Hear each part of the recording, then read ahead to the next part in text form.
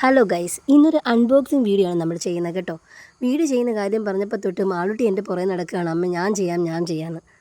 ഞാൻ ആക്ഷൻ മാത്രമേ പറഞ്ഞോളൂ. പിന്നെ മാളുട്ടി എന്തൊക്കെയോ കിടന്ന് കാണിക്കുന്നുണ്ട്. ആരും ഒന്നും വിചാരിക്കേണ്ട, അവളുടെ വികൃതി ഇതൊക്കെ കേട്ടോ.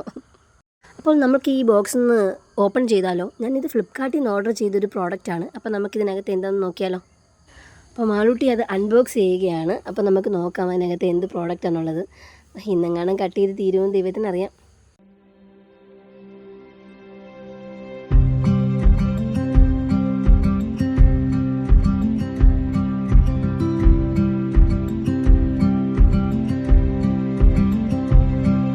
ഫൈനലി മാളൂട്ടി അത് അൺബോക്സ് ചെയ്തിരിക്കുകയാണ് ഗൈസ്. ഇതെന്തോ നിങ്ങൾക്ക് മനസ്സിലായോ? ഇതാണ് ബ്ലഷിഷ് എയർ വാക്സ് സ്റ്റിക്ക് എന്ന് പറയുന്നത്. അതായത് നമ്മുടെ കുഞ്ഞു കുഞ്ഞു ബേബി ഹെയറുകൾ, നമ്മളിനിയിപ്പോൾ എത്ര മുടി വൃത്തിയായിട്ട് ഈരിയാലും കുഞ്ഞു കുഞ്ഞു ബേബി ഹെയറിൽ ഇങ്ങനെ പൊങ്ങി നിൽക്കുമില്ലേ, അത് എത്രയൊക്കെ ഒതുക്കിയാലും അത് നീറ്റായിട്ട് ഇരിക്കത്തില്ല. അപ്പോൾ അതിനെയൊക്കെ നീറ്റാക്കി വെക്കാനും വേണ്ടി യൂസ് ചെയ്യുന്ന ഒരു സ്റ്റിക്കാണിത്. ഹോസ്പിറ്റാലിറ്റി മേഖലയിലും ഏവിയേഷൻ മേഖലയിലൊക്കെ വർക്ക് ചെയ്യുന്നവർക്ക് വളരെയധികം യൂസ്ഫുൾ ആയിട്ടൊരു പ്രോഡക്റ്റാണിത്. അലോവേര ജെല്ലായിരുന്നു ഞാൻ യൂസ് ചെയ്തുകൊണ്ടിരുന്നത്, പക്ഷേ അത് ലോങ് ലാസ്റ്റ് ചെയ്യാത്തതുകൊണ്ടാണ് ഞാൻ ഈ ഒരു പ്രോഡക്റ്റ് ട്രൈ ചെയ്യുന്നത്.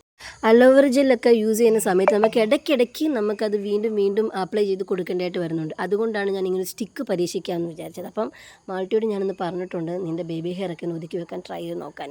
നമ്മളും ഇത് ഫസ്റ്റാണ് ട്രൈ ചെയ്യുന്നത്. സോ അതെങ്ങനെയുണ്ട്, കൊള്ളാമോ എന്നുള്ളത് നമുക്ക് നോക്കാം. അപ്പോൾ multi hair wax stick use ചെയ്തതിന് ശേഷമുള്ള കോലമാണ് ഈ കാണുന്നത്. വളരെ ക്ലീൻ നീറ്റായിട്ടാണ് ഇപ്പോൾ മാൾട്ടിയുടെ ഹെയർ ഇരിക്കുന്നത്. ഒരു ബേബി ഹെയർ പോലും കാണുന്നില്ല.